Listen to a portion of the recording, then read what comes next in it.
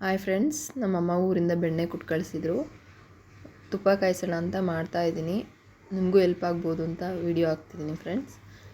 ಮೆಂತ್ಯಕಾಳು ಸ್ವಲ್ಪ, ಏಲಕ್ಕಿ, ಲವಂಗ, ವೀಳ್ಯದೆಲೆ, ತೊಟ್ಟು, ಬೆಳ್ಳುಳ್ಳಿ, ಈರುಳ್ಳಿ ಒಂದು ಸ್ವಲ್ಪ ಹಾಕೋರು ಹಾಕ್ತಾರೆ, ನಿಮ್ಮ ಇಷ್ಟ ಫ್ರೆಂಡ್ಸ್. ಬೆಣ್ಣೆ ಒಲೆ ಮೇಲೆ ಇಡಬೇಕು.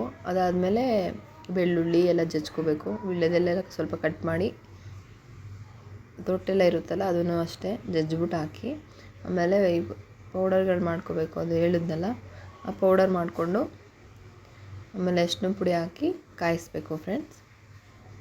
ಅದು ಸ್ವಲ್ಪ ನೀರು ಥರ ಬರುತ್ತೆ, ಎಳ್ನೀರು.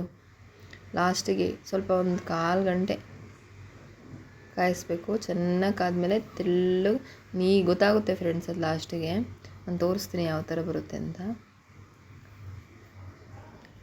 ಹೀಗೆ ಕಾಯಿಸ್ತಾ ಇರಬೇಕು, ಒಂದು ಸ್ಪೂನಲ್ಲಿ ಹಿಂಗೆ ಮಾಡ್ತಾಯಿರಿ. ಆಮೇಲೆ ನಿಮಗೆ ಗೊತ್ತಾಗುತ್ತೆ, ಅದೆಲ್ಲ ಫುಲ್ಲು ಹೊಡ್ಕೊಳ್ಳುತ್ತೆ, ನೀಟಾಗಿ ಬರುತ್ತೆ. ಸ್ವಲ್ಪ ಇನ್ನು ಅರಿಶಿನ ಚೆನ್ನಾಗಿ ಜಾಸ್ತಿ ಬೇಕು ಅನ್ನೋರು ಜಾಸ್ತಿ ಹಾಕೋಬೋದು, ಇಲ್ಲಾಂದರೆ ಮೀಡಿಯಮ್ ಹಾಕೋಬೋದು. ನಾನು ಸ್ವಲ್ಪ ಹಾಕಿದ್ದೀನಿ.